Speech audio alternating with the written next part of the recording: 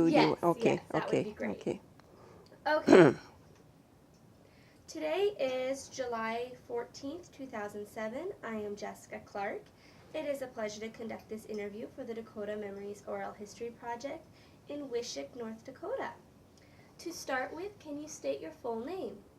My name is Irene Bender Schauer. And where were you born?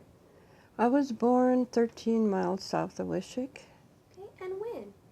in January 18th, 1928.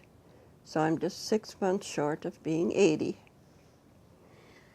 And did you ever hear a story about your birth? Not more than a silly one that my brother tells, that when the birth evidently was imminent, he was sent along to school, wondering why he got to go to school that day when most days he begged to go to school and was not allowed to go. And when he came home, there was a baby in the house, and he asked where it came from. And of course, the grandma was there, and they said it was brought in a little black suitcase. And he tells this story quite often, saying he didn't know for 16 years that babies didn't come from a little black suitcase. What brother is this? My brother Art. Art. Okay. And how old was he when you were born? 5.5. So was he held out of school often, or just during that Just that day. that day? Just that day. Can you share with us one of your earliest childhood memories? My earliest. Well, probably that quilt that's over there in that chair. That's one of my earliest memories. The women never had enough material or money to ever finish a quilt. And so they'd always have one or more quilts started that took several years to finish. And the story was passed in school that a neighbor was going to have a quilting party that evening. So we all piled into the sled and went to a neighbor's, and there was 5 other families there. But before we left, my mother pulled out a tiny little paper bag. You never threw anything away.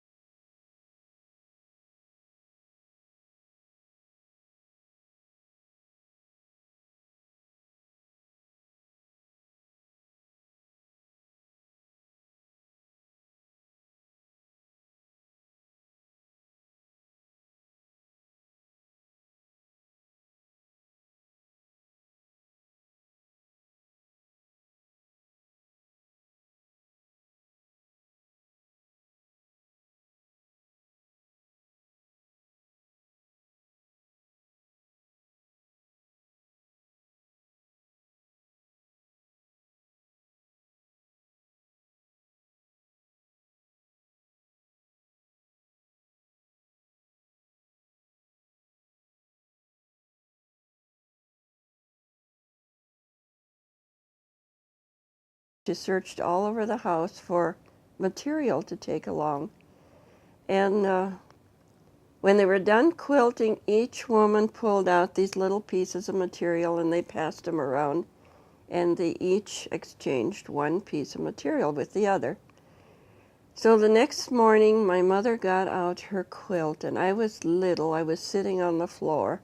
Couldn't have been more than probably less than 4 years old. And she was cutting, and she gained 5 little pieces of material. Notice it's a wedding ring. Those pieces are quite small. And she was singing for joy.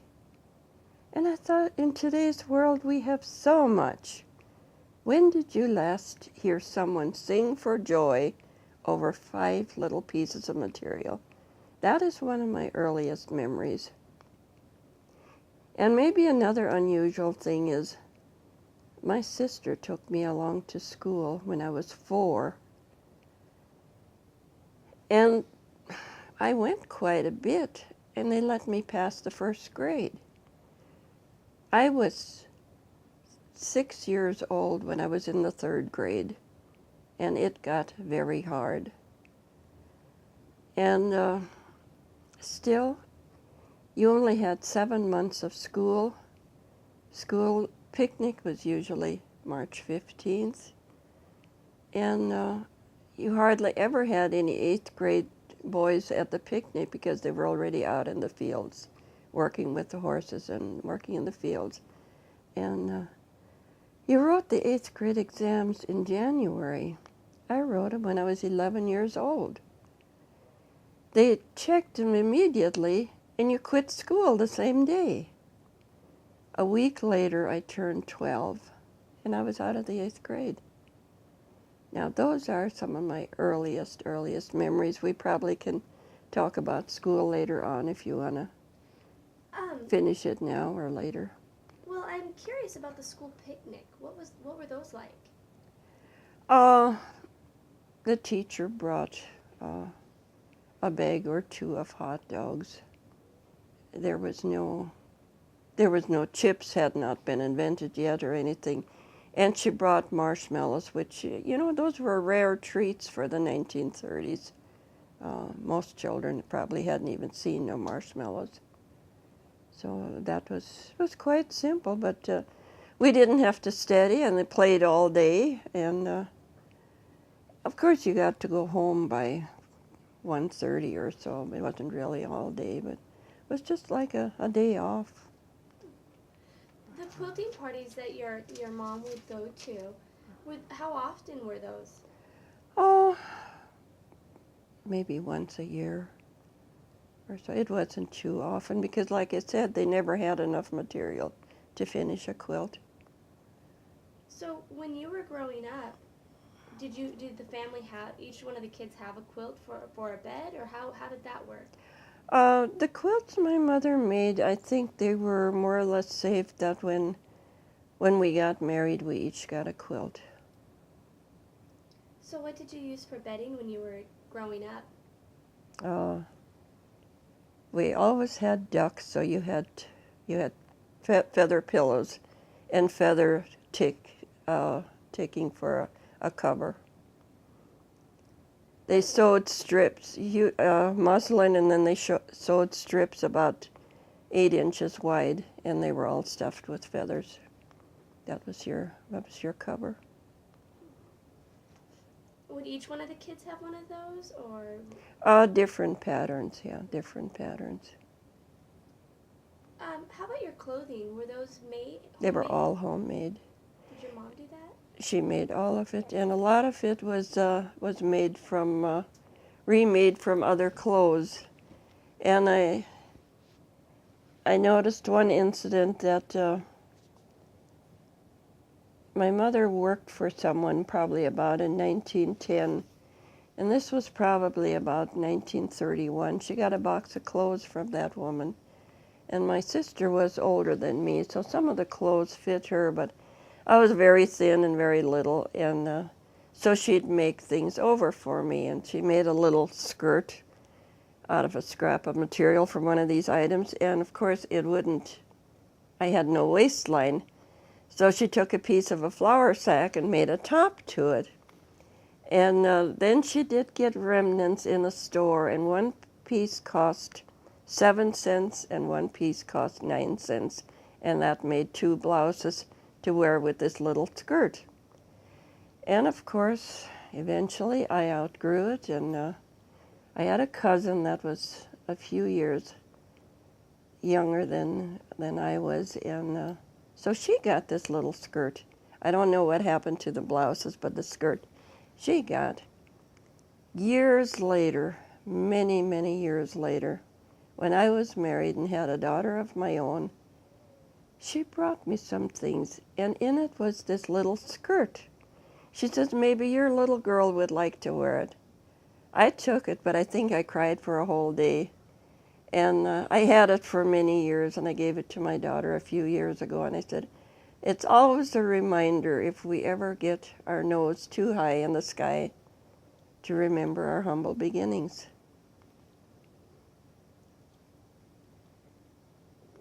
When you think back to your childhood, what type of clothes would you wear? Like, what style of clothes? Were there always skirts and blouses, or did you wear pants?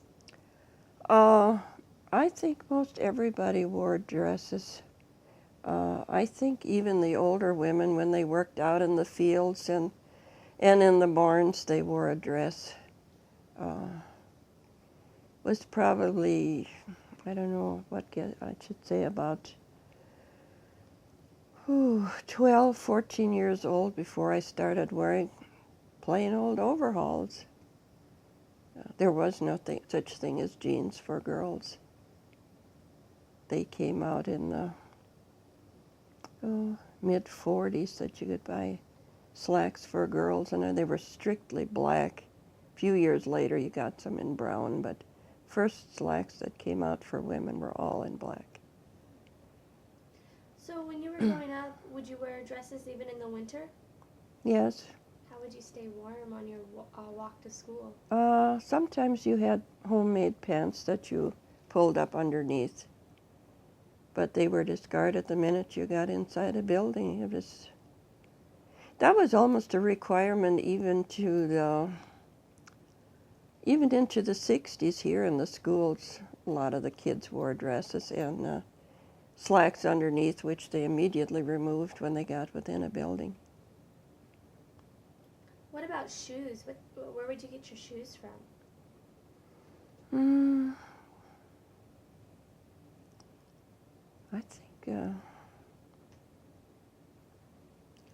I think you got them from the stores. I don't remember that we ever got shoes from anyone. But my dad repaired everyone's shoes.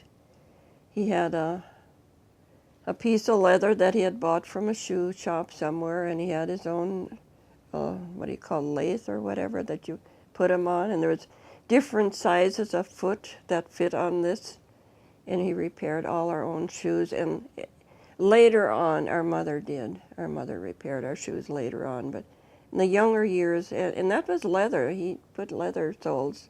Your shoes were fixed again and again and again. So what did the boys wear when you were growing up? Overalls, just overalls everywhere. I remember the claws. That's one thing that I remember. There's this theory that everyone was poor, but we didn't know it until the 40s and 50s when people told you how poor you were. But I can remember my 2 brothers. Their closet was not that big, and I think they had, for their dress clothes, I think they had 1 shirt apiece, and I think my father in their closet had 2 shirts. And so you wore it on a Sunday, and it was washed on a Monday, and there was very little in clothes.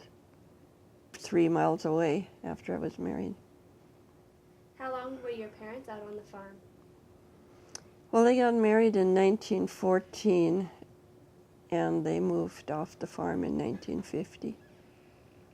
Is that farm still in the family? No.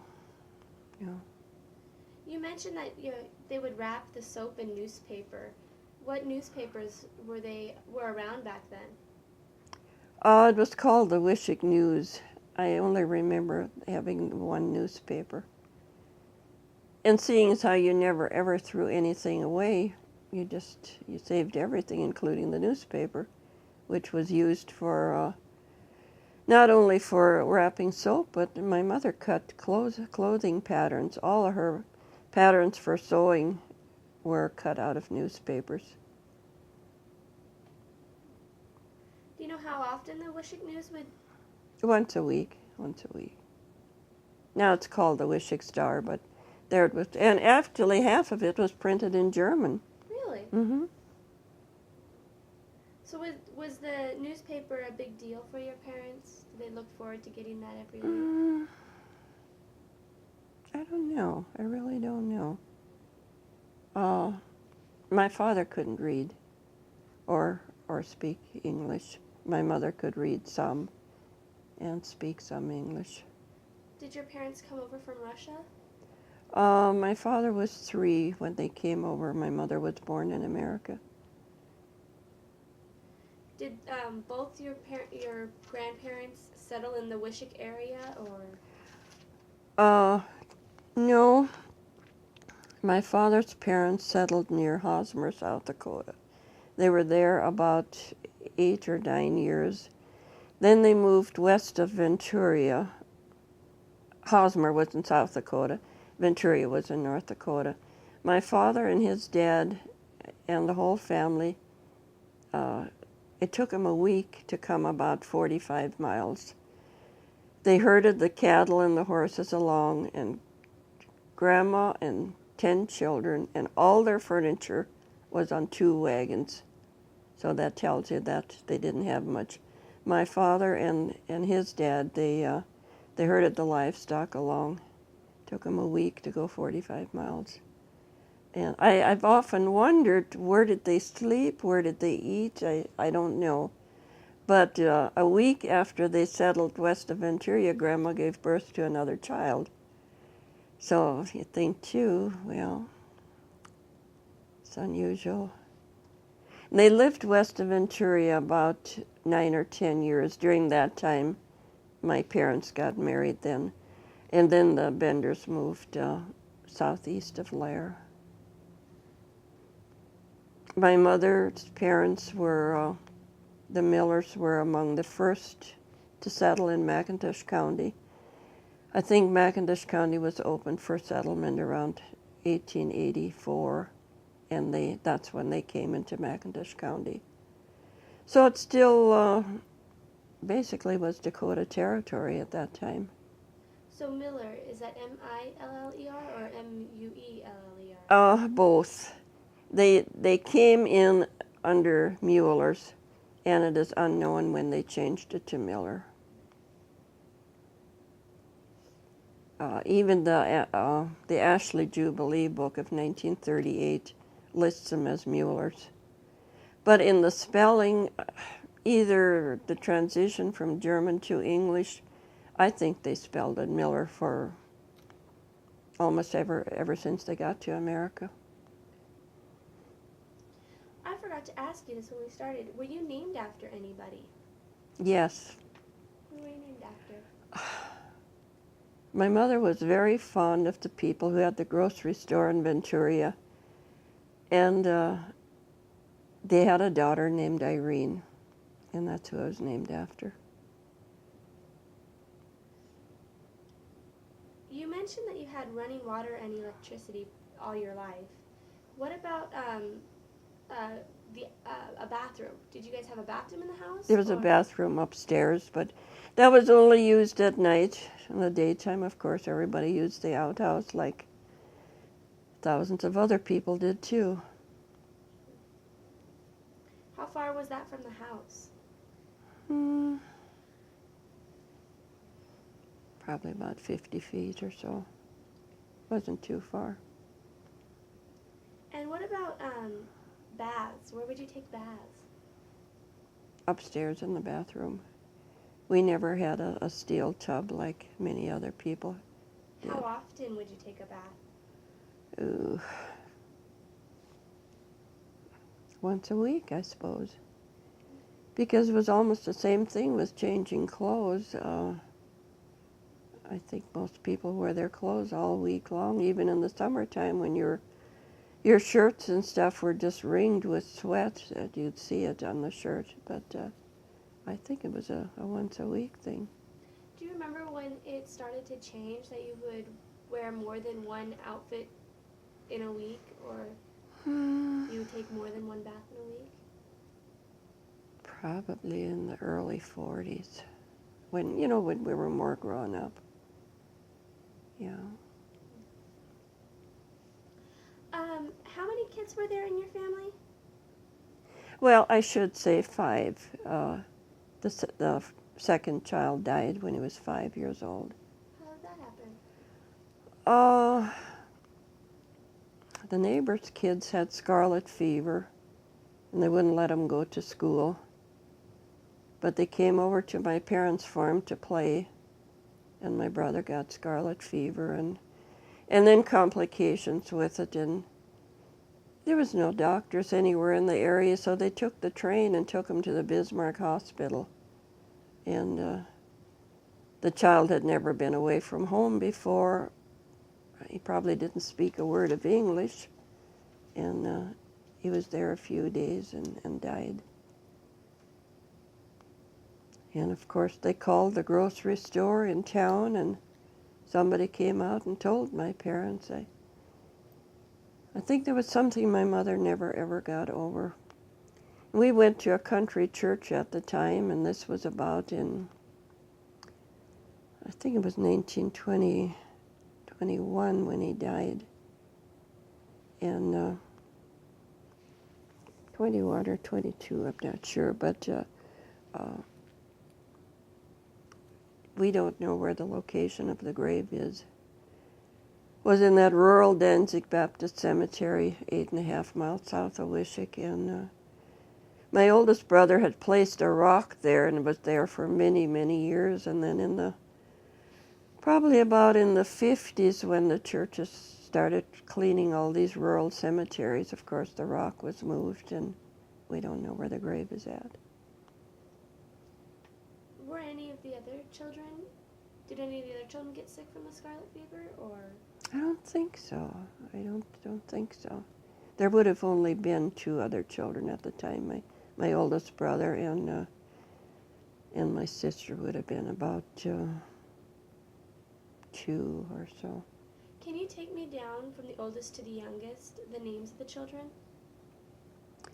My oldest brother was Walter, and then the brother that died, his name was Arthur, and then my sister was Martha. And then what was very common, if a child died, you named the next one the same. So my brother that is still living, his name also is Arthur, and then me.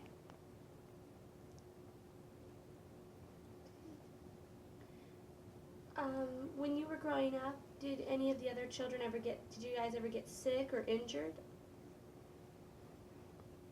Yeah, I played on top of a gasoline tank, the big round tanks. And this evidently was something that horses had pulled, because on this tank was molded a seat that you could sit on. And I was sitting on there. I was probably, I don't know, maybe 5 or 6, I'm not sure. And I was banging it with a piece of metal.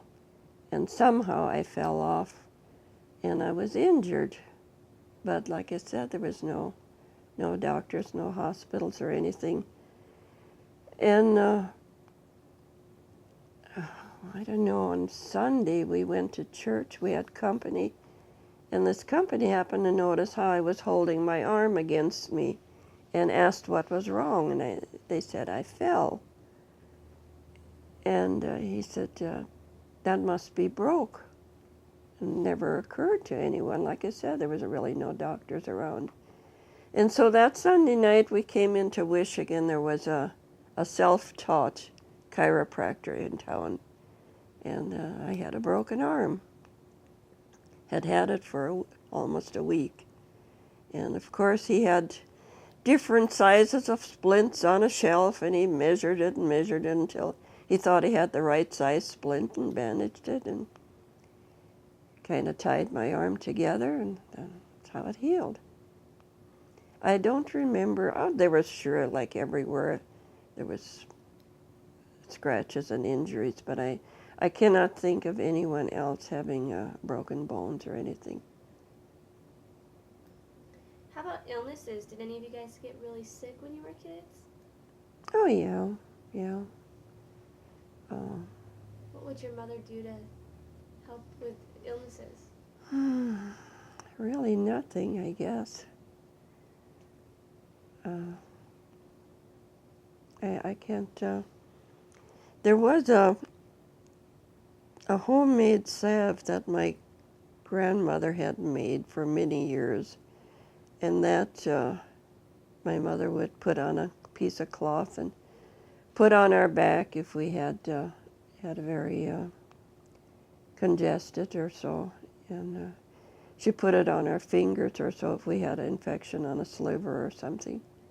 Actually, my mother made that too for many years, but I think since the 1950s it hasn't been made. How about funerals? Did you ever have to go to a funeral when you were a child? Yeah, I had a cousin that died at, this must have been in the early 30s or so. Funeral was at Venturia, and they thought diphtheria was going around, and so this child it was a closed funeral. They had glass over the face, and they didn't have it inside. It was winter, and the funeral was outside of the church because they thought inside a building germs would spread. Whether that was so or not, I don't know, but I remember that one. I was, like I said, I was quite small. It was my cousin. And I'll tell you something I'm sure you never knew. Have you ever heard of flower girls at funerals? About 1940, maybe it was a custom for a few years, but if there was 4 sprays, you had 4 flower girls. I have a picture where my sister and I and 2 cousins are flower girls. And I remember seeing it even in our own church. That the place where I was a flower girl was my dad's sister. The funeral was at Lair. But I remember seeing it at Wishing in our church too. And the custom continued for several years. What denomination were you raised? Baptist. Are you still Baptist today? Yeah, I think we have been for 130 years. When you were growing up, how important was religion for your parents and your family? Very much. Because you didn't get to town, you didn't get to go anywhere. And so going to church was almost the highlight of the week. And the display over there shows some of the things, because you had, sure you did chores on a Sunday morning, but they had laid out different washcloths, different towels, and of course the curling iron that you put over the kerosene stove and heated up, and you curled your hair a bit, and everything was in German. Sunday school classes were in German, the church service was German, and I think the children's classes shifted to English probably about 1934 or so. And being a country church, there only was 4 classes. The children were up on a balcony, and if you were about 12, you went down into the adult class, which was from 12 to probably about 30, and then the men's class and the women's class. I went to church where the men sat on one side and the women sat on the other side, the women and children. And like I put on that display over there, we went with the sled in the wintertime. That I remember. And we were only 3 miles from church. And then in the spring, when a lot of the roads were probably partly underwater, and then you took a trailer, and that trailer was basically a car frame. So you had a car frame with rubber tires, of course, and a hitch put on for horses. And every church of every denomination had a church barn for the horses. And I have it over there. I laid out 2 pennies.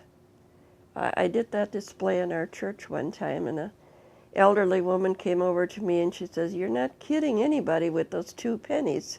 She says, "I know what they were for. 1 penny for Sunday school and 1 penny for church offering." Every child had that. Every child had the 2 pennies. So would you go every Sunday to church? Yes, yes. And it was, we lived about 3 miles from church. My brother would go probably an hour and a half earlier. I'm sure he left in the morning when it was still dark. He'd go on horseback, and he'd try to start a fire because the church was not heated all week. And so when you got there, probably by 9:30, everybody was there, you know, till they got the teams unhitched and into church for Sunday school. And the church was still cold. By the time the church really got warm, it was noon and you went home. And another thing about our country church, and I remember that, I was, gypsy wagons used to come through, you know, probably 10 to 15 wagons. And they would go into that church during the week. Nobody lived very close. And we'd come on a Sunday morning, and there'd be eggshells all over the church and potato peelings and stuff. And they had camped there for a week. And we had an entire room that was filled with chairs from the floor to the ceiling, extra chairs that could be brought out for a funeral or something. And over the years, they dwindled away, probably down to maybe 10 chairs or so. So that's unusual. We know that a lot of their food came from neighboring farms, like a chicken disappearing in the middle of the night, or the eggs. They certainly came from a neighboring farm, and they were not purchased. And that happened to other areas too, other farms and other churches. So when you were growing up, going to church, what was confirmation like? We didn't have confirmation in our church. Yeah. What was restricted because of religion?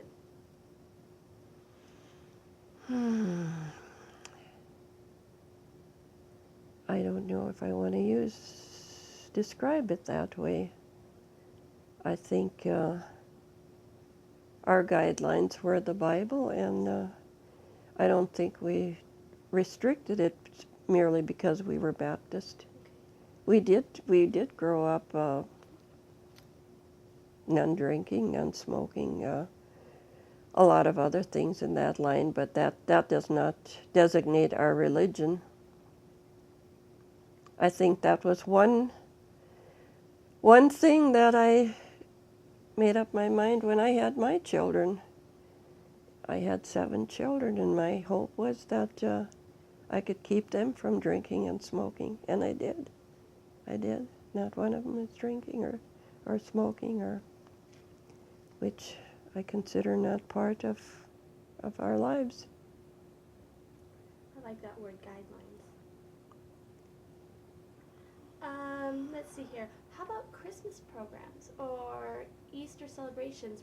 How would the church celebrate the holidays? Because our church was so small, there wasn't much emphasis on programs.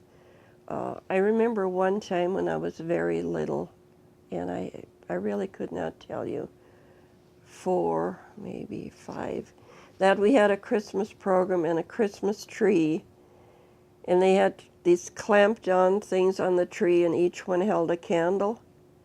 And there was a man standing beside the tree, constantly putting out the fire. And like I said, I was very little, and that's the only program I can remember.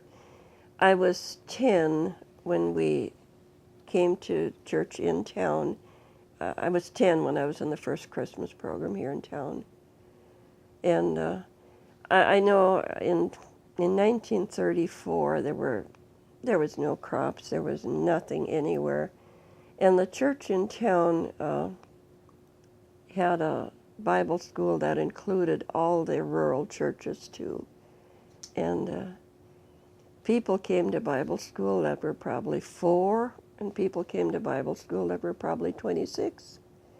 And the pastor taught the adult classes, and there was a lot of people there. It was, I don't know how to explain it. Was there nothing to do, or why did they declare a Bible school that included people up to 26 or so?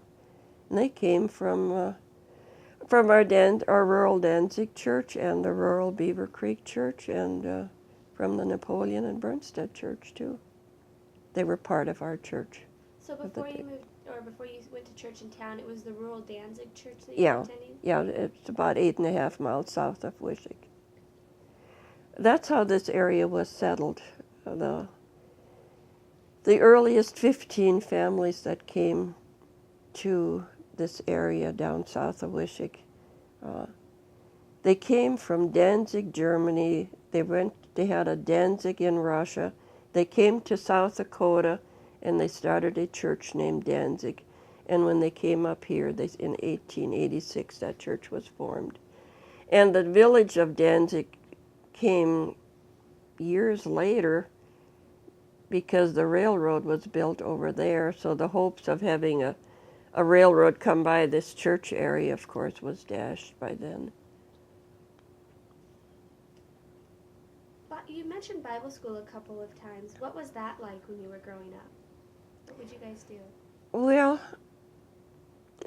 it was based on almost like the order of school. You started at 9 in the morning, and you went till 4 in the afternoon. You brought your own meals along, and it was based on 10 lessons. So you had one complete lesson in the morning and one complete lesson at noon. And even years later, when I was teaching, I taught Bible school for 22 years, it still was pretty much based the same way.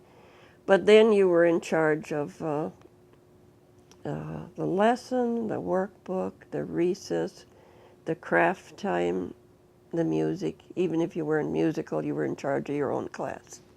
And now it's a whole lot different because they've got a recess director and they have a craft director and a music director. So all of that we did ourselves in the 30s and 40s, 50s, 60s, all the way up.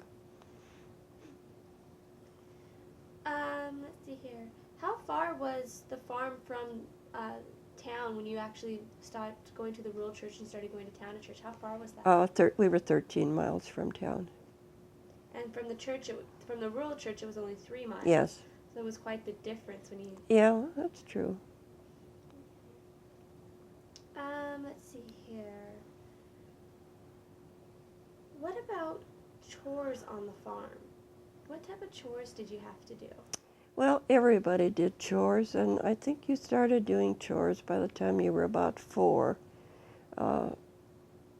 Water had to be carried everywhere, to the pigs, to the chickens, to the calves, to the ducks.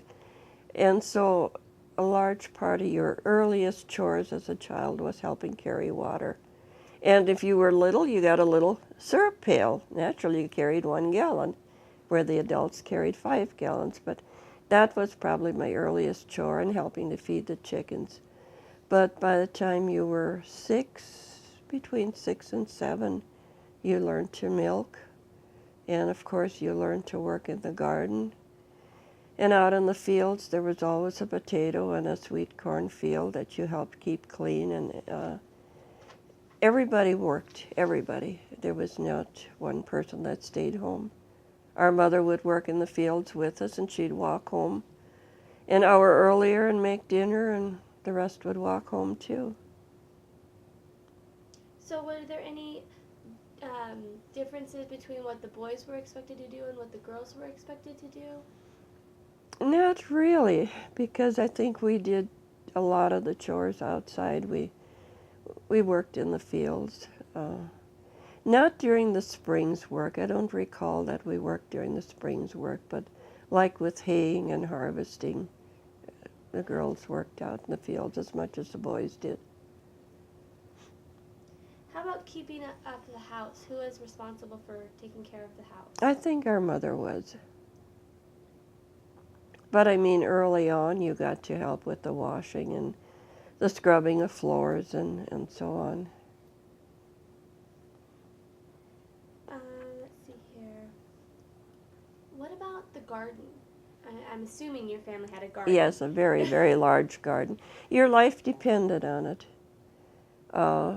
You planted just about everything you could think of, and of course you canned as much as possible because there simply was no money among the people to buy canned goods.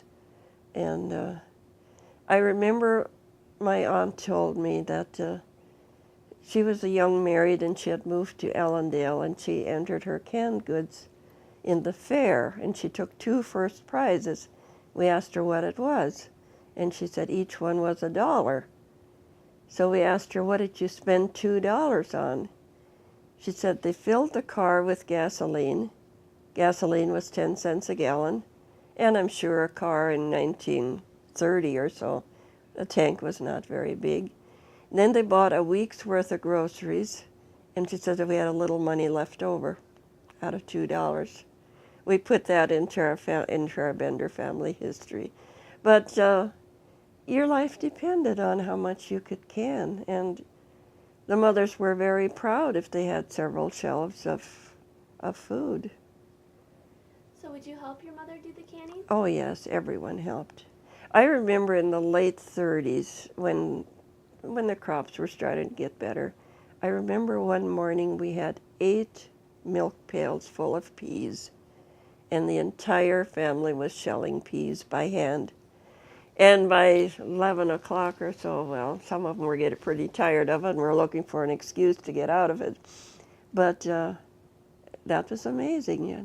And I remember when my brother got married in 41, my mother made a pea salad for probably 100, 125 people from home canned peas. Yeah, your life depended on how much canned goods that you had, and even at that, my father had relatives in town, and people in town did not have. We lived off of what we raised. You know, we had the milk, we had the chickens and the eggs, and so when we would go to Wishick like once a month,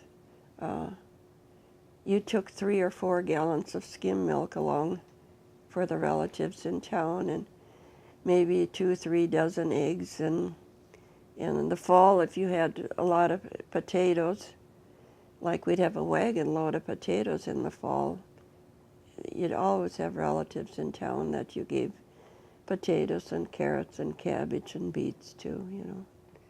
So if you didn't have much, you still shared it with people who had less. How would you make skim milk?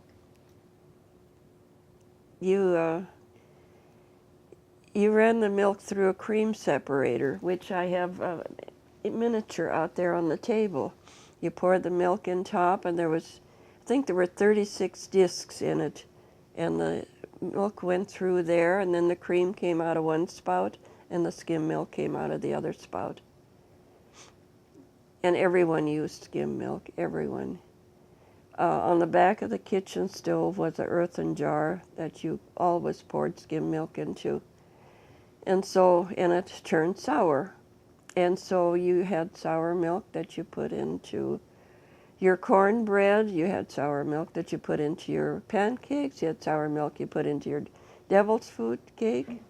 It was used very much. If you had a separate jar, and then you heated it up, and when it curdled, and then you strained it out, and that's where you had your cottage cheese. Everybody made their own cottage cheese, and then some years later they learned how to cook the cottage cheese, that it formed a different type of cheese. Yeah, everyone learned that. The cottage cheese was served with, like in the spring, if you had spring onions, the winter onions were cut really small, and it was food. You didn't, nobody could say, I don't like this or I don't like that. You ate what was on the table. And you rarely bought canned goods, and you saved every can. Every single can was saved, because that's what our mothers put their tomato plants in the spring. Set them on all the windows so that they were 8 to 10 inches high by the time they put them out in the garden. When you think back to your childhood, what were some of the dishes that your mother would make?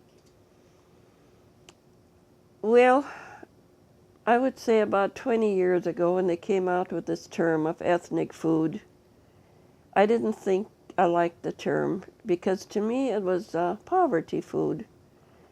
The German people have always lived in areas where there was wheat. If you go back in history in Russia, North, South Dakota, Alberta, Canada, look at your triangle of German people here, always in a wheat area. And if you had wheat, you had flour. And I have to credit our mothers with the fact that they came out with Nepfla, and they came out with strudel and dumplings and another half a dozen other flour-based dishes that were probably the mainstay of your diet. What were your favorites when you were growing up? That's hard telling. It's hard telling. Because basically you had the same food week after week. I can't really say that I had favorites. But when I think back of the unusual things, they bought macaroni in big square boxes, probably 15-pound boxes. You bought rice in 10 to 20-pound bags. That would last you for a year or more. Rice was considered something that you made on Sundays. You had baked rice. You cooked it and you put it in a cake pan. It was mixed with cream and with eggs and baked. And then just before you took it out, you mixed a little bit of sweet chocolate and you put a frosting on it, put that back in and kind of baked on a little bit. That was quite a luxury. Nowadays they put a lot of cinnamon on it. I haven't seen it with chocolate in years, but that time they put a bit of chocolate on it. Were there any other special meals that they would reserve for certain days, or? Well, like I said, we always raised ducks. I think a duck was used for Thanksgiving, Christmas. We canned a lot of the duck meat, so that was always kind of a special treat. And because there were no freezers and stuff, even pork, after the hams were cured and so on, our mother would cut them into big squares and just slightly brown them and then can them. So we had canned pork and canned duck, canned chicken all year long. There was no freezers or coolers, no way of keeping it. Did you have cows on your farm? Oh yes, we all milked cows. Everyone did. Did you ever eat beef, or was it just for the milk? No, we ate beef too. You butchered late in the fall. I don't know what I should say, maybe around November or so. Probably butchered about 4 hogs and then a beef. And the following day you would make just loads and loads of sausage, and you mixed beef with the pork. We always had a large percentage of beef in it. And then you smoked it, and then of course then you canned the sausage. If you had wheat, like in the late 30s and in early 40s, when you had bins of wheat, you you froze some of the sausage in bins of wheat. That was your freezer. And you froze 1/4 of beef, and then about in March you butchered one more hog, you got out that 1/4 of beef, and you made more sausage. So in the summer months, how would you keep the meat cool? You didn't. You butchered your chickens in the morning and you ate them at noon or in the evening.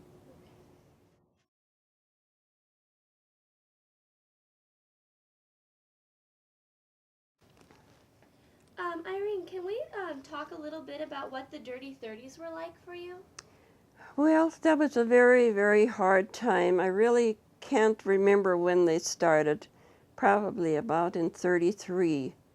And I remember that the dirt storms were so dark that your house, you had a light on during the day. And my oldest brother and my father would be out in the fields. They'd start like early in the spring when they were still seeding, and they put kerchiefs over their faces. And they had glasses, some kind of glasses that they wore to keep the dirt out of their eyes. And when they would come home at noon and take the kerchief off and take these glasses off, the rest of their faces and their hands was just absolutely pitch black. And you could not see. You could not see outside. You didn't, I really can't say how far you could see. But another thing, you think prairie doesn't blow. It was so dry and the winds were so severe that my dad said the roots of the grass are hanging out there on top. He says, we'll never ever have pasture again. Yet years later, when it started to rain, the pastures did recover. One thing I recall in one field that was about a half a mile north of the farm, the thistles had, the thistles were everywhere, huge thistles. And they blew into the fences, and the fences either broke or held the thistles. Well, in that area, this entire length of fence, maybe a half a mile long, the thistles blew and hung on there. And the dirt began to fill in, and it filled in higher than what the posts were and the wire, with these thistles underneath. So it was like a huge mound of dirt that ran about a half mile east and west. And then just like snow drifts, there was little drifts that drifted away from there too. And we needed the fence. One side was a field, the other side was a pasture. So when the storm let up, they thought they could dig it, but it was too much. So they attempted to get the wire out, and they jerked and jerked and jerked till they got the wire out. The post stayed, and they moved the fence about 20 feet and set it up there. Many, many years later, when there was a highway being built, my father asked if they would come in and blade that away. And they came in and they bladed this entire mound, which probably was 3 feet high and maybe 8 feet wide in bottom. They bladed it down. That was one of the worst things that I can remember. The dirt and the dust was absolutely everywhere. And it was day after day. A lot of the older tombstones were actually sandblasted. I know in some areas they talked of cemeteries being half covered or more. Whether they were ever dug out, I don't know, but I know some of the older tombstones, the lettering is very bad, and that was sandblasted. I'm talking of tombstones from, say, the turn of the century up to about 1930 or so. They were sandblasted by the amount of dirt that blew. And from that, I could go maybe to 1936 when the grasshoppers came. Actually, the crops looked fair that year. I'm not saying good, because I was quite young. I don't know what you'd express as good. But my dad had walked out to the field, and it was just a fourth of a mile from the house. You walked everywhere. Nobody drove anywhere. And he thought the crop looked pretty good. And this was probably at 10 or 11 in the morning. And by noon, and you will find that in a lot of articles in the magazines and newspapers, between noon and 3 o'clock, it was like clouds of grasshoppers were coming in. And by evening, they had literally killed that entire field. You know, they chewed on the stems, and then the head broke off, you know. And that was in 36 when the grasshoppers ate absolutely everything. One thing I can remember, we had gunny sacks, and I don't know where we got them from because you didn't buy potatoes or anything, but we had gunny sacks. And my dad would sprinkle kerosene on them and set them on fire, and then he put them in the pitchfork, and he'd walk around the house and burn the grasshoppers off the house. You could not leave a fork out, you could not leave a hoe out, because they were eating the handles. People didn't leave, if they were working in a field somewhere, they didn't leave a fork out for 1 hour. They ate the wood. They ate fence posts. That's shown on a lot of pictures, the holes that are in some of it. But I remember that so well, this lighted gunny sack, and he burned them off the lower part of the house so they wouldn't ruin the siding. They just, that was a horrible thing. The chickens ate and ate and ate, and then they'd throw up.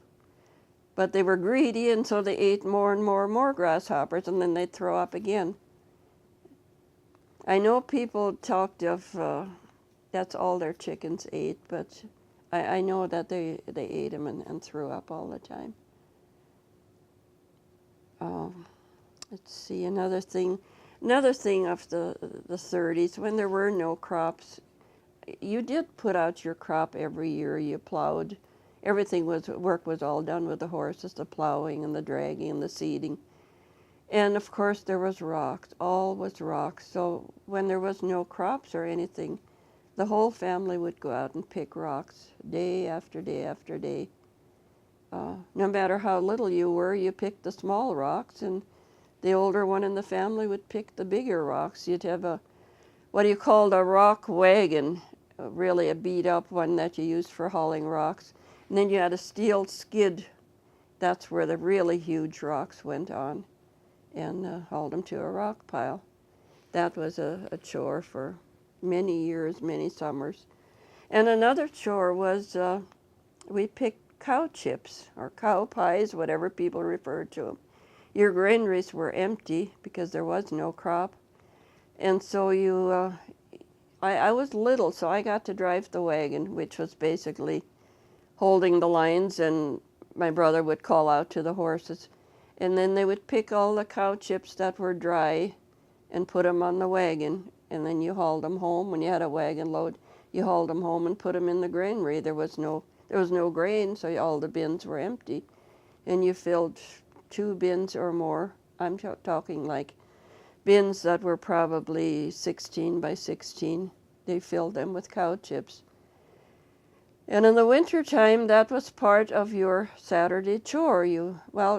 Basically, we were supposed to get in the cow chips every day, but we didn't really want to, and so we would go out on Saturday and fill about 7 or 10 gunny sacks with cow chips, and then carry one in every day. That was used in the kitchen stove. But for the furnace, they would haul the manure into a squared off area on a level part. I don't know what I should say, maybe 50 feet wide by probably 75 long. And they would haul the manure many, many, many loads till it was about 15 or 20 inches high or more. And then if it would rain or if it would be wet, and then they would take a team of horses and walk and walk and walk across this manure. So it was really stumped real tight. And let it dry just slightly. And then you took a spade and you sliced this manure. Probably the pieces were maybe 12, 15 inches with about a 4-inch thickness. And when it was sliced, and then you went out and you stacked it kind of like a tent shape so it would dry out. this entire area would be stacked that way, and when it was dried, you hauled it into a stack. You stacked it up high, and that was your winter fuel. A lot of people used fresh cow manure and plastered it shut. I can't remember if we did that or not. I was really small when we did that. That was the furnace fuel. You always had coal for the night, but in the daytime you used these chunks of manure.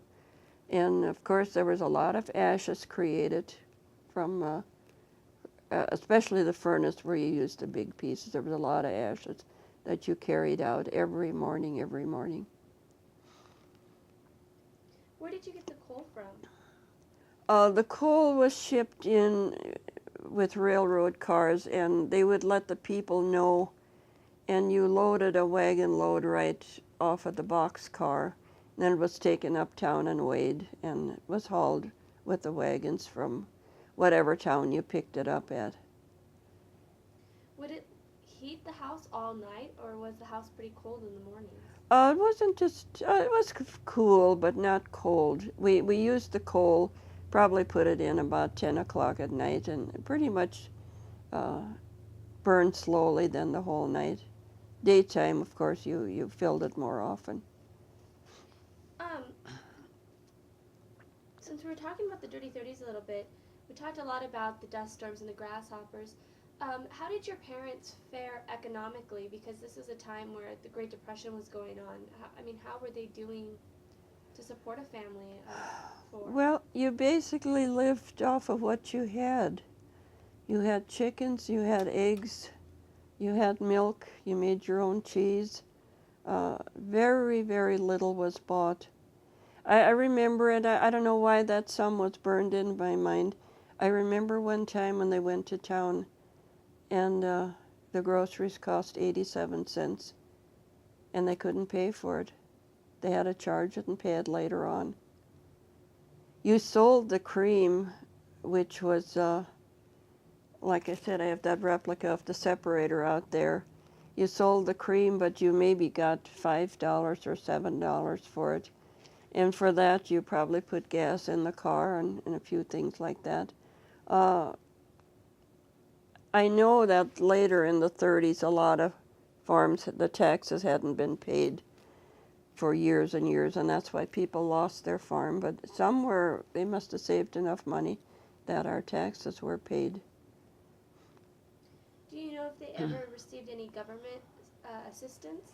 There was government commodities that came out in the mid to late 30s, but my father was very proud. He wouldn't get any. I think towards the last, oranges or grapefruit. Nobody even knew what grapefruit was. And I think my brother went twice to get it, but the assistance was available for several years, but they had odd things, like powdered milk. Well, naturally that was soaked up and given to the pigs. It was rock hard, and it was not for human consumption. I know our neighbors got a lot of beans and raisins, and they threw them out to the chickens. Well, chickens don't eat no dry beans either, so they lay there for months, if not years. So there was, it was different. There were some government programs, but I know some girls went to Ashley, and I think they taught them how to sew, but it was very, very simple stuff. And you could pick out the kids in school who were wearing those clothes, but no, we never participated in that. It was hard times, and like I said, everyone was in the same position. One thing my father would not go without painting the buildings. And the fact that there was absolutely no money anywhere, they would save up, and every 3 years or so, we would paint the house or paint the barn, which was something very rare. Most of the buildings were unpainted for years and years. Do you remember ever hearing about the WPA when you were growing up? Yeah, that was later on. There was a highway built past our parents' farm, and that was built by the WPA. And I think they got, if I'm right, I think they got $40 a month, and they worked 8 hours a day. And some of them used just small 5-foot scrapers that they hitched 2 horses onto. The road equipment was all horse pulled that elevated the dirt up, to form a highway. And then I think my oldest brother worked 1 year on the WPA, and they used spades for leveling out the sides of the ditches. It was very primitive, but it employed a few people. I think those that furnished the horses, they got an extra 25 cents an hour, but very few. They didn't hire very many horses. You talked about the grasshoppers. Were jackrabbits a problem when you were growing up? Yes, later on. I remember, and that was probably in the late 30s. They actually had, this was a very dangerous thing, but a lot of farmers would get together and they would take a quarter of land and they'd start on all 4 sides, and they were all shooting rabbits. But they would get closer and closer. I don't know why they didn't shoot each other. And you'd skin the grasshoppers and dry the skin, and you'd mail them to Sears Roebuck. You got 25 cents a skin. And that was money if you had no money. I remember at night, on a very bright moonlight nights, my father and my oldest brother would have a hole gouged out in the haystack when we had hay, and they would sit up there and just watch the rabbits come in and pick them off at night. And said it seemed like they never learned. By the time the gunshots were quieted down a bit, they just came in another wave. So they shot sometimes 25, 35 per night. It was very bad. The hay, incidentally, in the 1930s was thistle hay. There was no other hay. And so you cut thistles when they were quite small, quite green.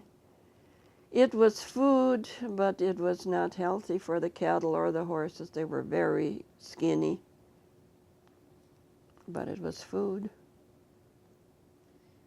Were there any other animals or insects that were in abundance when you were growing up, or that were pests that you guys had to deal with? Well, later in the 30s, there was 1 year, and I don't know why, because there really was no water. I remember 1 year where the mosquitoes were so bad that the horses would actually drop on the ground and try to roll around to get the mosquitoes off them. That would have been probably about 37, 38. They always say mosquitoes hatch in standing water. There was no water. I don't know where they came from. Other than that, you had your bugs on the potatoes, which you poisoned, mixed your own poison, and got the bugs off the potatoes. And other than that, I cannot think of no extreme bugs outside of the grasshoppers. And for the years that the grasshoppers were, the end of the 30s, probably about 39 or 40, when you started getting crops, all of a sudden there was no more grasshoppers. People spread poison. That was a mixture of some kind of poison with bran meal. And I'm not sure if the government gave it to the farmers. And you were supposed to spread it around the outside of the fields. And many, many, many years later, people found these bags in some old shed somewhere. And some people tried feeding it, and they poisoned their own cattle. But I don't know what poison they used. I know it was mixed with a bran. And they'd make a homemade trailer, which literally was 2 wheels with a barrel on it, and they would dump this into the barrel with something to spread it out of there. And that's how they drove around the outside of the fields to spread it. But the theory was good, but I don't think it worked. You talked about the potato bugs and making your own poison. How would you make a poison for getting rid of potato bugs? You got a powder, they called it Paris green, and you mixed it with water, and you probably had a gallon or 2 gallons of it. My mother would pull some weeds, and she'd braid them together, and she dipped that into the water and then sprinkled the potatoes. Either that or we had to hand pick them, and we had about an inch of kerosene in a syrup pail. Syrup pails were used for everything. You had about an inch of kerosene in there, and you hand picked the potato bugs and dropped them into that kerosene. They were dead instantly. Did you guys have ticks when you were growing up? No. Is there anything else about the Dirty 30s you would like to add? Right now, I think I've covered about everything I can think of. You know, we've covered school, we've covered the church, we've covered picking corn, we've covered picking cow chips, we've covered picking rocks, covered grasshoppers, dust storms. That's about it. You were still, I'm going to kind of move into the 1940s a little bit here. Okay. You were still a young girl in the early 1940s. Can you tell us how World War II affected your guys' family? It affected everyone. For one thing, I mentioned it to you earlier, they stopped making cars, they stopped making trucks. That was probably in 41 or 42, I'm not sure exactly. And I know we had never ever had a truck, and my dad tried to buy a truck, and they told him to appeal to, there was some war board for everything, and he got it in, and the dealer from Wishick here took my dad to Fargo, and they found a truck, a brand new truck, and they drove it home. It was the first truck we had ever owned. Somewhere in my stuff, I still have that permit that he had to write out to get that truck. And that was the last truck that came into the county or anywhere. There was no cars or trucks sold for several years. And then you got, everything was rationed. You got rationing stamps. And they covered shoes, they covered canned goods, they covered meat, they covered tires. I'm trying to think of some other things, which in some ways the shoes kind of bothered you if your dress shoes were bad and your work boots or work shoes were bad. You could only buy one, like about every 4 months you could buy a pair of shoes or so. So if by chance you had some wearing out, you simply could not get another pair. The canned goods didn't bother us too bad because you raised your own food. You bought very little canned goods. So a lot of times you had those stamps left over. The meat stamps for buying meat didn't bother us very much because we raised our own chickens, our own pigs, and so. And a lot of times people in town would very casually hint and then go on to almost beg whether they could have your meat stamp so they could buy meat. And the tire ones, that was a little more complicated because there really were no tires on the market. Your speed limits were 35 miles an hour because you were supposed to save gas and tires. And I've often wondered, did really everybody only drive 35 miles an hour? But then the roads were bad too. There were no paved highways, none here at all, anywhere. So I still have some of those ration coupons. I have mine and I have my brother's. So with the war, did the draft affect your family in any way? Not really. My oldest brother was exempt for farm labor, and my other brother wasn't quite old enough. And then later on, of course, he was eligible too, but they were exempt because of the government wanted farm workers. And you couldn't get any laborers. Starting about in 42, for about 3 years, they shipped people into the area from Arkansas, Alabama, Mississippi, and they were just shipped by the carload into towns like Ashley, usually the county seat. And then farmers would go and pick out 3 or 4. And then they were supposed to assist you with shocking and with thrashing. And of course, they have a different agriculture down there, you know, cotton and other things. So this type of agriculture was very new to them, and you had to keep them, feed them, wash them for them. You know, I can't remember whether they slept in the house or the barn. I can't remember because, you know, there was 4 of us and our parents, that's 6. I just can't remember. And we had these 4 guys for at least a month, if not more. And that was several years. And some of them were so upset, you know, they hired them with the illusion that they would be driving combines. There were no combines in the area.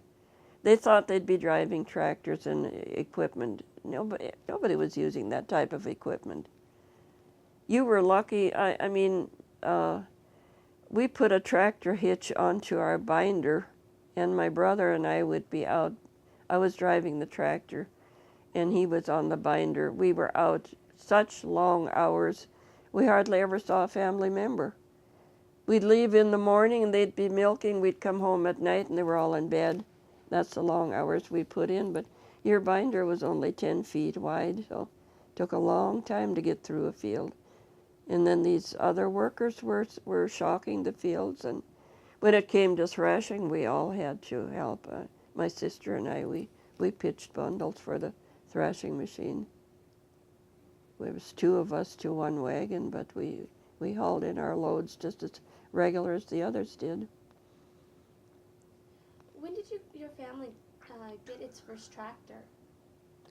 I'm not sure. In the 1920s, they had what they called a Rumley, and I think they had a Titan.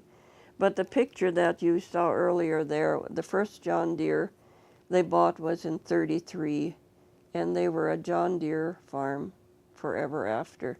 So were my brothers, and actually most of us were. When my brother was in the nursing home, you know, women go in there and they take their knitting and their crocheting and their flowers and things. What do men have? They don't have a hobby. So I started buying John Deere toys for him. And he enjoyed them, you know, the tractors, the different sizes tractors. He had quite a few. And later on, I heard that he actually got a lot of company because up and down the halls, people would talk. There's a farmer in here with John Deere tractors. So I had a John Deere apron over his big armchair, and he had a John Deere pillow and John Deere wall hangings, and it was an entertainment for him. And he was in there 10 years. When he passed away, I took my John Deere toys home. I've got them all downstairs. Not that I'm collecting John Deere, but I thought I bought them. I'm taking them home. With World War II, do you know how? Do you remember how they recruited young boys or young men to join the war effort? Everybody had to sign up when they were 18, and the draft law, I think, went from age 18 to 38. Although they did give a little bit of deferments to those who were closer to 38, or depends on their occupation. But as the war went on, there was more and more older ones drafted, you know, that were 37 and had families, children, so they were just drafting more and more. I think maybe in the beginning there were perhaps a few that volunteered, you know, Navy or Marines or something, but there was mostly the draft. Do you remember when you first heard about Pearl Harbor? Yeah, that was strange. We did have a radio, but you didn't listen to the radio that much. And we had a man from town here that was building some cabinets for my mother. And he came to work on Monday and told us we were at war. And he had heard it on the radio that Pearl Harbor was attacked on Sunday. So we heard it the next day.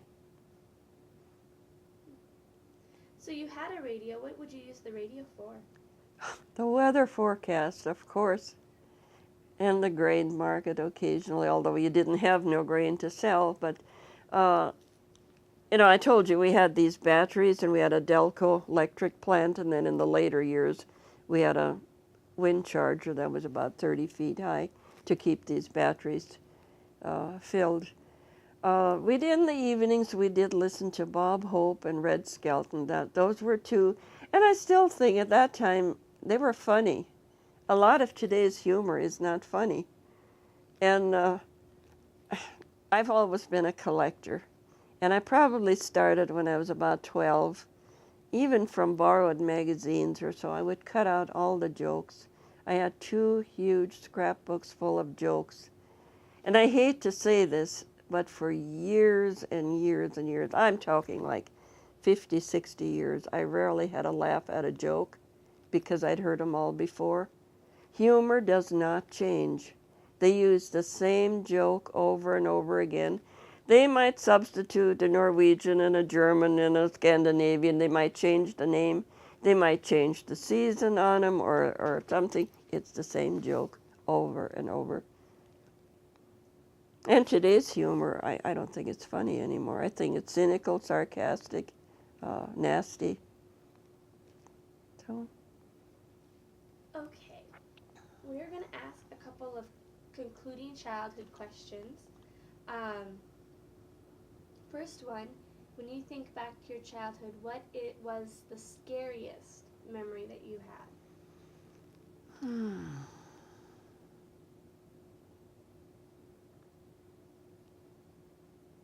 Oh, I think it was in 35 or 36. I'd have to look it up.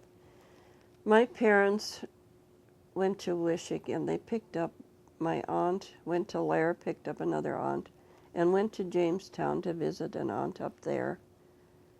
And coming home near Edgeley, they were driving about a 28 car near Edgeley coming home. They were hit by a drunk driver, and the car rolled several times, and my mother was injured. My aunts were injured. And somebody picked them up and took them to the Jamestown hospital. And I was quite little, and our parents didn't come home. There was no telephones. And the next day came, and evening came, and our parents didn't come home. No communication. And then on the next day, somebody, I don't recall, I think somebody from the lumber yard went to Jamestown and brought them home.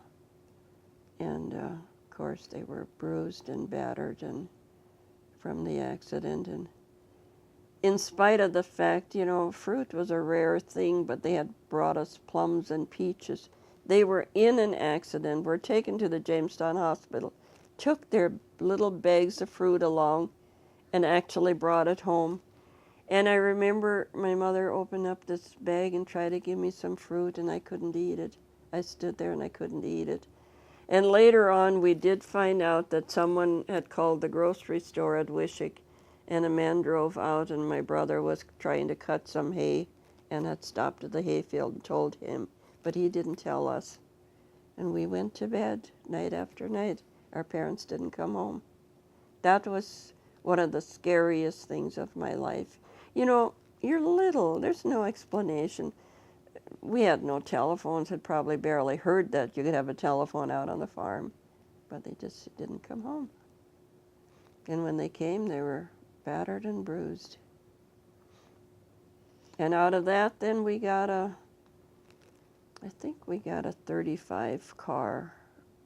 We got a new car then. I don't recall if there was any type of settlement, but I know we got a different car. How about one of your happiest memories? Oh, gosh.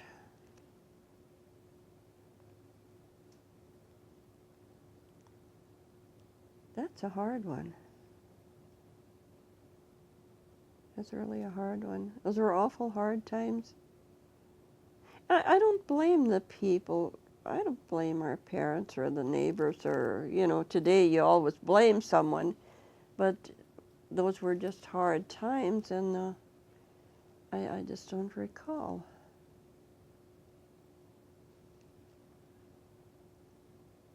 We got to go to town once in 3 weeks. We'd come up to Wishick.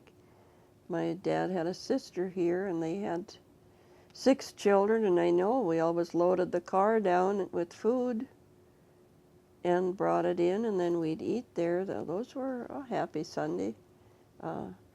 I remember one time the youngest boy, and I didn't realize that he was only 2 years younger than me. Oh, I must have been big. I must have been all of 5 or 6. We found 2 pennies, and we wanted to go up to the drugstore and buy something. And in that day and age, you didn't go to any store or any gas station on a Sunday. That was a no-no. And we begged and begged and begged. And she scolded us and scolded us. And I can recall that yet. She shook her finger at us and she said, surely we would be in hellfire forever. We were little kids. What did we know what hellfire was? But somehow we managed to go up and buy 2 pennies worth of candy. And you actually got a lot for a penny.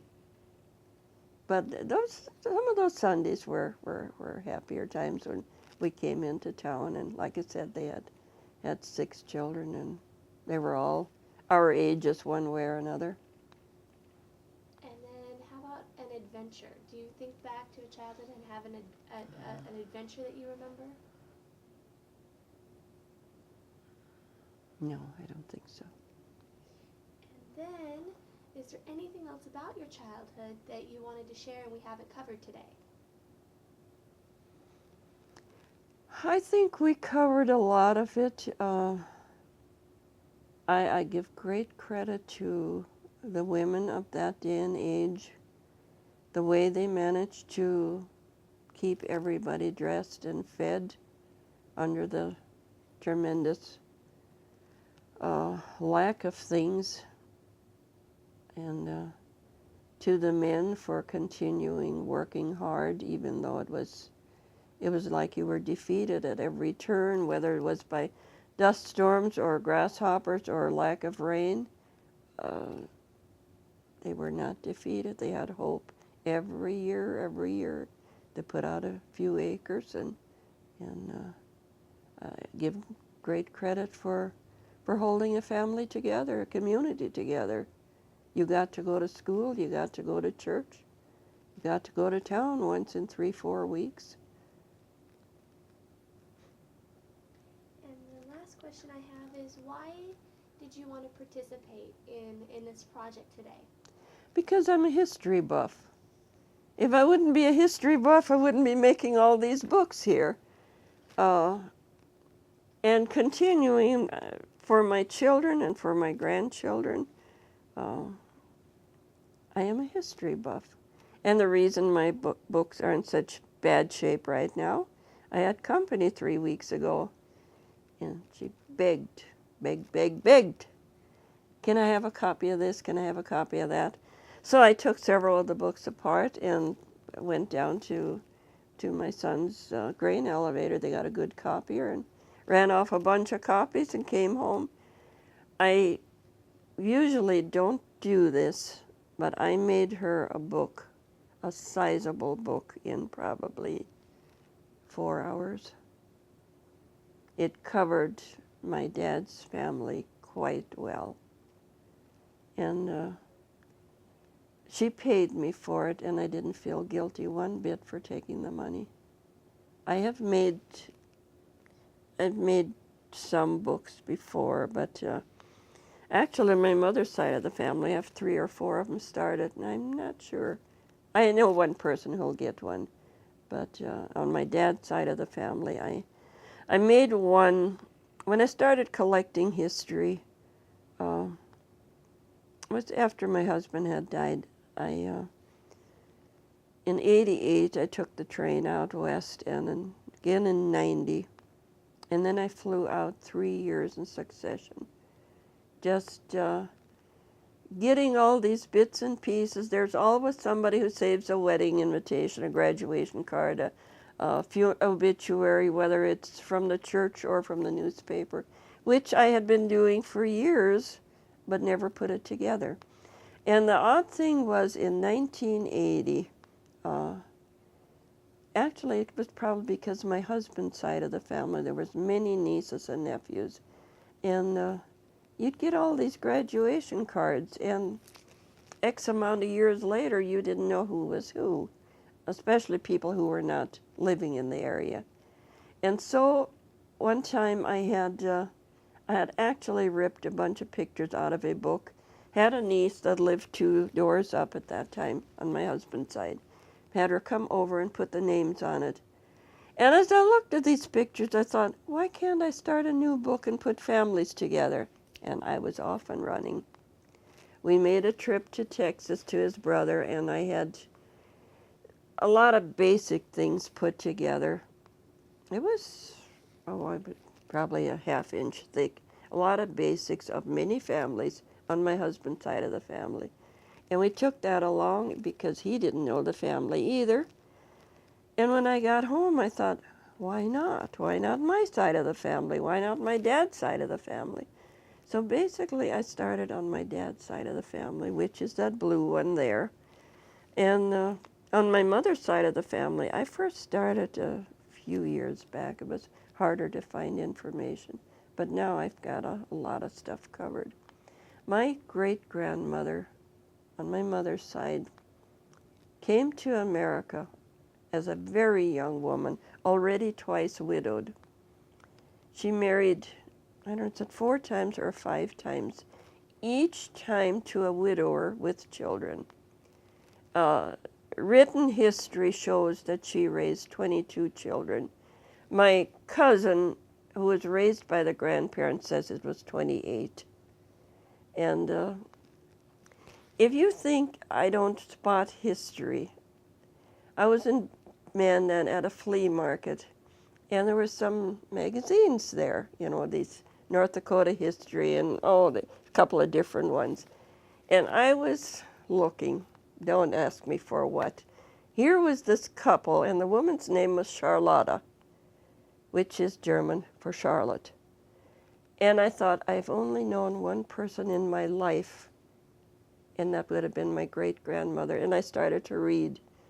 In a magazine at a flea market, I found my great-grandmother. My mother never saw her own grandmother. When my grandmother, Miller, married a man in South Dakota, after they had come to America, she was about 17. And she came north with a wagon train to Venturia. She never, ever saw her mother again. She had half-sisters and half-brothers that she never met. You wonder why I'm interested in history? I could go on and on and on. The thing that is different is today's kids get on a computer and the internet. They can dig out more stuff in a few hours than I do in 20 years. I've been at this 27 years now. First book I started 27 years ago. And I've given, like I said, I've given 14 books to my daughter. My oldest son probably has 4 or 5. Some of the grandchildren each have gotten 1 book. It just depends on how many pictures there are or how many incidents to put in. But then for my children, I've each made them a book, and this was quite recent, within the last year or 2, on their dad's side of the family. Because they were so far spread out. My husband's oldest sister and her husband could have easily been our parents. My husband's youngest brother, after some of these were married in 26 and in 28, 31, my husband's youngest brother was born in 33. He probably never saw his sisters and brothers again. So it's a mixture of thoughts that goes through your mind, but I am a history buff. Not only for the, I have a book that's about 5 inches thick for our church. Man, is there unusual church history in there. I have one for the business places of Wishick. unusual stuff there too, and certainly unusual stuff with the family. And I have hundreds and hundreds and hundreds of sheets that are copied that should be in somebody's book sometime. There are several thousand pictures in boxes that should be in someone's book. I have to live another 100 years to get them done, so you probably know I will never finish these books, but I never sit around and say, I'm bored, I'm bored, I'm bored. I'm not bored. I just don't want to do it all the time.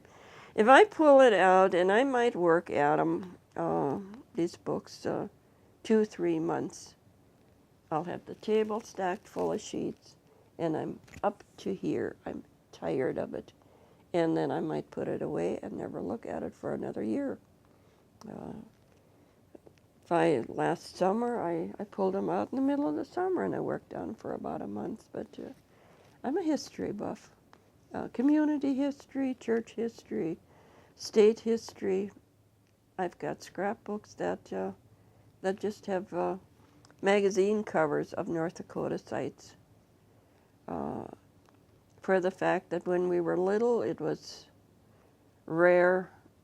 I don't know how old I was when I first got to Bismarck, 100 miles away. I really don't know. Was I 10, 12? I don't know. I don't remember when I had my first restaurant meal. Was I 14 or 15? I keep wondering, when did I first see sliced bread? I know at my brother's wedding shower, which was in 41, we had sliced bread, and people commented that we had all bought bread. So I think, when did they invent sliced bread? Must have been in the late 30s. I don't know. But things like that, I'm interested. I want to know. And I'll tell you this much. I had an 8th grade education. I graduated when I was 12. I cried myself to sleep every night wanting to go to high school. My dream was to be a teacher.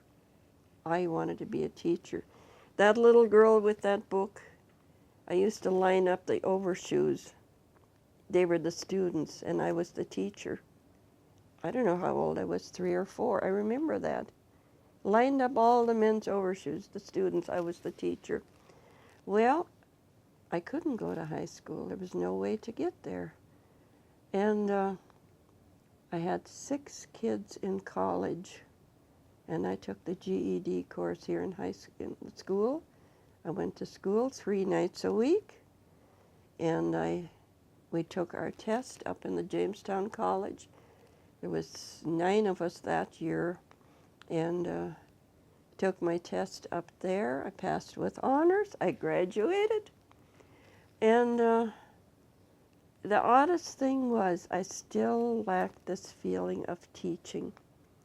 And I taught Sunday school for years and years. I estimate 30 years Sunday school, and about 22 years Bible school.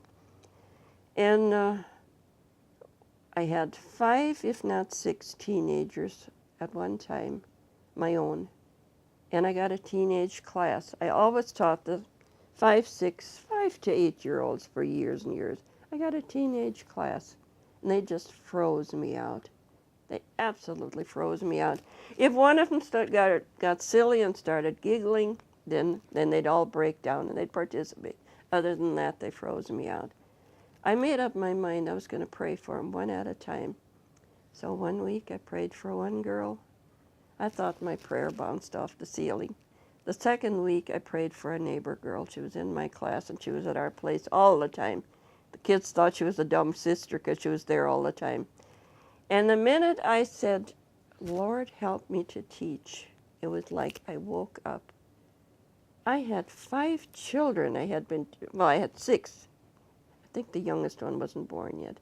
I had 6 children I'd been teaching all these years. I'd been teaching Sunday school and Bible school for years and years, and didn't realize that my dream of this little girl with the book who wanted to be a teacher, I didn't realize it. Didn't realize what I was doing.